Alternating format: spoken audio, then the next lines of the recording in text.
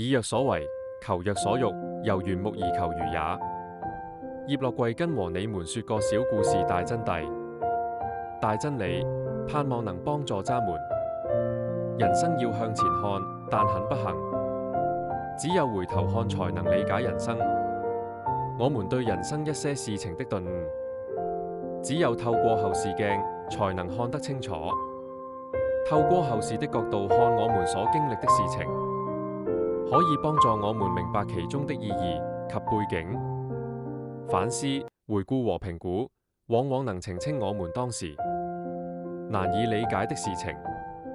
一個人一生的命運是好是灰，就在那一瞬間。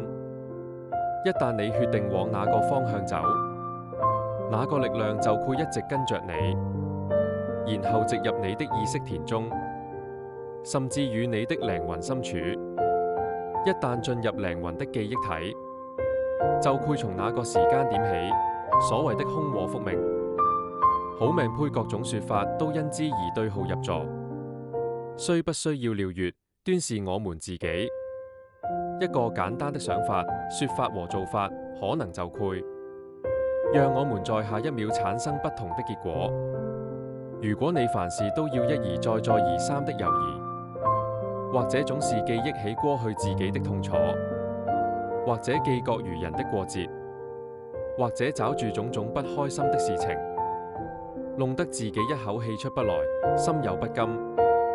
如果你願意為自己療癒，告訴自己算了吧，人世間不就是這樣子一幕一幕嗎？一幕升一幕落，既然這一幕升了上來，你也可以讓它落下去，平靜的過去就化了。然而世間上多數人總是想不通、看不開、放不下，後續就會產生苦多插曲。若有一些事情能看得開，在你的生命裏就已經做到了療癒，就是如此簡單。既然療癒與否決定權在自己，我們應該在生活中的每一分每一秒裏，胸有成竹地把握住此一契機，決定要或不要。有時太多的咬着字反而讓我們弄不懂究竟其中的真意為何。